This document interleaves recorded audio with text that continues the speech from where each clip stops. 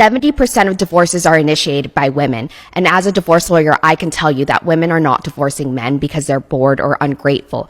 They're divorcing because they're tired of doing everything. In marriages where both partners are college educated, that number actually jumps to 90%. But why? What is making these women walk away in such high numbers? Well, the answer is simple. Women are expected to work like they have no children and parent like they have no job. They're expected to be the emotional support system, the household manager, the one who remembers birthdays, doctor's appointments, and what shoe size the children wear. Meanwhile, many men still believe that just providing a paycheck is enough, but it's not. Women are not leaving because they hate marriage. They're leaving because they're exhausted. Welcome to my channel, Yano Show KE. Hope you're good, hope you're fine. I just want to appreciate you for the support you are showing my channel. So guys, these statistics that has come across that we've seen that 70% of women are the one that initiate divorce into marriages. And people have reacted on this story saying that why these women are doing so. Someone said that because of money, because of poverty, and some have said because of their own evil desires. But I don't know what to take on this story. Do you believe in this story that women are the one who initiate breakups or divorce into marriages? And what is your take on this story? Do you also have a reaction to this story? So let us meet there in the comment section. Let us view what is your say on this story. So guys, don't forget to subscribe, like, comment, and share. Why do women initiate so many divorces? Over 50% of American households are dual income households, with both spouses working outside of the home. Yet women still do an overwhelming amount of the household duties. This takes an incredible amount of time and energy from the wife. If both partners are making equal financial contributions to the household, but she's doing more of the household duties, she's going to want to leave. 3 reasons why women initiate divorce more often than men. 1. Nowadays, women are more likely than men to feel held back by the marriage. 2. Women often take on more of the emotional burden in the marriage. And 3. Women no longer tolerate consistent, unacceptable behavior from their husbands. Let's do better, guys. All know divorce is high, and 75% of divorce is led by women. Most people might say that it's a woman's fault, but you might actually say that it's because women pick up on what's wrong in a relationship before the man does. Things that you have to understand about women is you have to listen to them. We're more sensitive to negative emotion. That's why women notice threats sooner than men would. Women's threat detections is heightened. So when women come to you with their concerns, it's because they're very intuitive. She'll bring it to her husband. If he wants the marriage to work, then he will try to solve the problem quickly, efficiently. Always listen to your woman when she brings up concerns. Don't think that she's nagging. Don't think that she's just in a bad mood or she's PMSing. If she's concerned, pay attention. Listen. Be empathetic. When you look at divorce rates between male and female, somewhere between 70-80% of all divorces are initiated by who? Women. Right? 50% of all divorces now end up in divorce, but 70+% are initiated by women. Why? Because there's always something better outside, right? And now, and again, now we're going to get to real controversial topic, right? Well, where does that come from? It comes from options, right? Now, a woman in Ohio that was typically dating in her backyard of town. 500 people, not going to just go on Instagram and find a millionaire in Dubai. Most men agree that it is women's fault in general as to why marriages fall apart. Their wife used to be interested in them in the bedroom, and then shortly after getting married, wants nothing to do with them anymore. On the other hand, most women will say that it's the men's fault. When they were dating and courting, he was all interested in her, giving her all kinds of loving gestures and expressing love in lots of different ways, and as soon as they got married, he quit doing all of it, and the only thing he wanted to do was go to the bedroom. And the question is which one of these stories is most often correct? Was it the man who just stopped dating his wife? Or was it the wife who just ended the bedroom intimacy abruptly for no reason? Statistically, married people have a lot more sex than single people. So here's the dynamic. Once you're married, the expectations change. Husbands expect their wife to make love with them whenever they want. Before it was a gift, now it's like a tax. This changes both the way it's given and the way it's received. So even if they're making love more often, the whole act is kind of ruined. They're upset when they're not getting taxes, as opposed to being happy when they get a gift. The exact same thing occurs with the dating. It'd be like walking down the street and finding a homeless man who's begging for money. And he says, "Excuse me, you owe me $30.82. And you're like, "How so?" He says, "On average, you pay me $1 a day, and you're 30 days deficient on your payments." That's kind of how this whole thing starts to feel. Expectations will eat you alive, and you have to learn how to manage them. This requires careful and effective communication.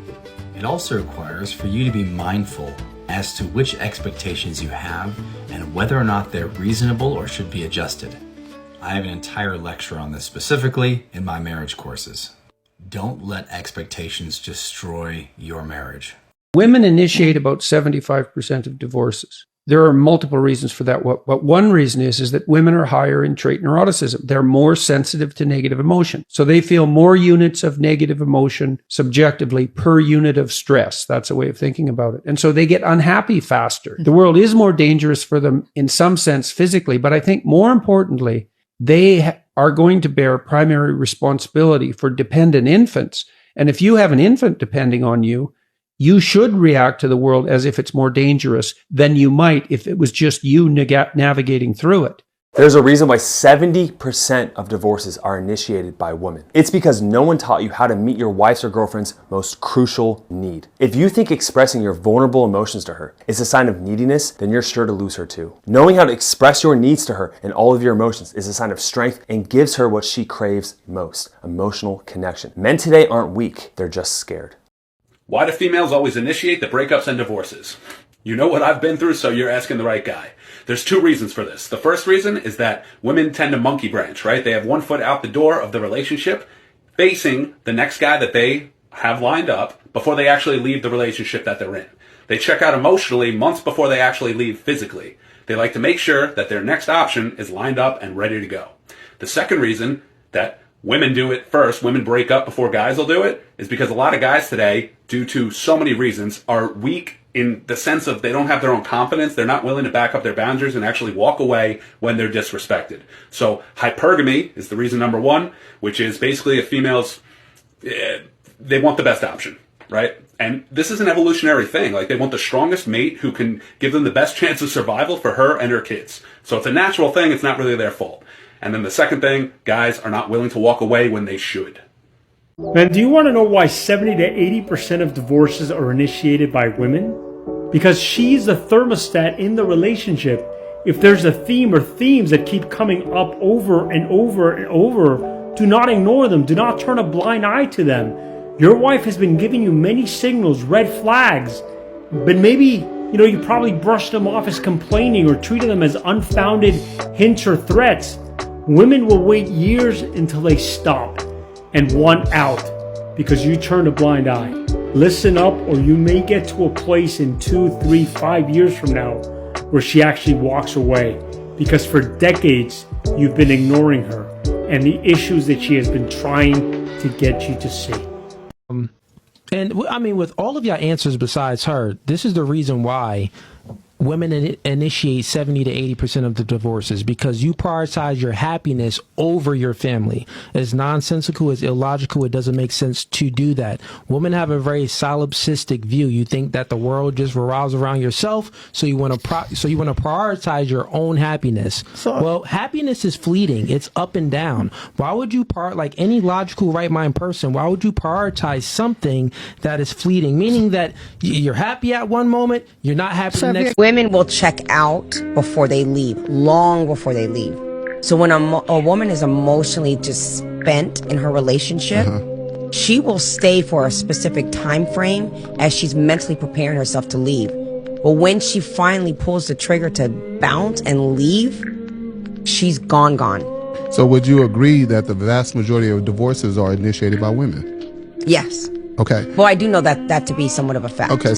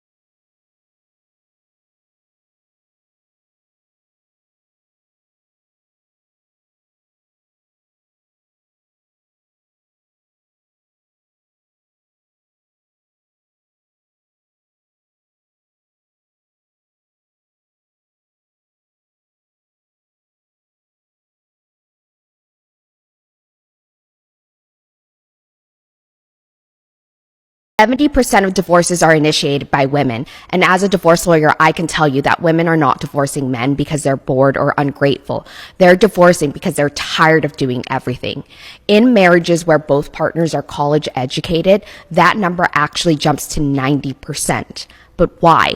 What is making these women walk away in such high numbers? Well, the answer is simple. Women are expected to work like they have no children and parent like they have no job. They're expected to be the emotional support system, the household manager, the one who remembers birthdays, doctor's appointments, and what shoe size the children wear. Meanwhile, many men still believe that just providing a paycheck is enough, but it's not. Women are not leaving because they hate marriage. They're leaving because they're exhausted. They're tired of doing all the invisible labor that no one acknowledges. They're tired of being expected to handle everything while their husband thinks he's helping when he loads the dishwasher once a week. Most women do not leave for another man. They leave for themselves. They leave because they refuse to live another decade feeling like a single mother while being married. 80% of divorces are initiated by women. Why such a high percentage? Well, women come into a relationship expecting a lot more than men. Women expect that their emotional needs are going to be met continuously. He doesn't in the honeymoon period. Why doesn't he continue on? Because she's expecting that that same level of attention that she had in the early years is going to be there in the relationship. Doesn't work out like that. Also, men are socialized to not have as high a level of emotional intelligence as women tend to have. And therefore, in the relationship, this expectation that she's going to have to carry the emotional burden of the relationship is met. And unfortunately for him, she then wants to leave because as she develops into the relationship, this high level of expectation is not met. And then she's dropping hints. Women have an expectation that men are going to know them. And if he really loved me, he would know me. And he put in the extra effort to know me. Now for men, that concept is completely abstract. It's like, well, if you want me to do things, why don't you just tell me what they are? And she would say, well, I do tell him and he doesn't get it. I drop hints. But that's not the same as being very specific about what you want and need in a relationship. And unfortunately, men... Who are the biggest drivers of divorce? Women. How so? And it's mainly because of finances, nothing else. It's not about infidelity. Women are the ones filing divorce. But in the same breath, I have so many women telling me that I wish I hadn't listened to my friends. Oh, thereafter. Yes. My friends told me to leave him. And that was not really the issue. These streets. But it's coming from an economic perspective. Yes. You can do better. You belong in that postcode where he keeps saying he can't afford. Why can't he afford? But the question is, Moses, all men are not going to be equal. Not every man is going to move from point A to B just because he wants to. There are men who have tried for a very long time. Again, it goes back to the suicide. So we have to look at why is it we don't have those stories of we lived in an SQ and we ended up in this postcode in a mansion. We don't have those stories. Today is, you've been living here for 2 years. How come he's not moved you to that area? See, come to the golf club. I'll introduce you to a guy who can probably upgrade you to where you need to be. You say that 80% of divorces are initiated by the woman. So what can men do about this and why is it? Nothing. So there's nothing that men can do. Good luck. Because the issue is you're fighting against a system that's not really for you. The problem we have is if a girl sleeps with more than 5 people, her chance of being in a happy relationship is roughly 20%. Now, the issue is you're now marrying women that have a 20% chance of having a happy marriage. And that's the quote-unquote good women, right? So why is that though, that 20%? Is that because they're thinking about the other partners that they've had and they're not quite sure if the one they've settled with is the best choice? I would argue it's the psychology of choice. Yeah, Right. I mean, I would argue that women, it's like we have more sexual agency in our early 20s, so it's hard to like do better. Some women do. I've seen women do it, but Is it different and women, if it's kind of like women can't go down in lifestyle. Right. Yeah. If it's 5 relationships versus maybe 4 one-night stands and 1 relationship, does that make any difference, or is it just the amount of people that they've slept with? The studies just base it on sexual partners. So think about this. That's an 80% chance of failure.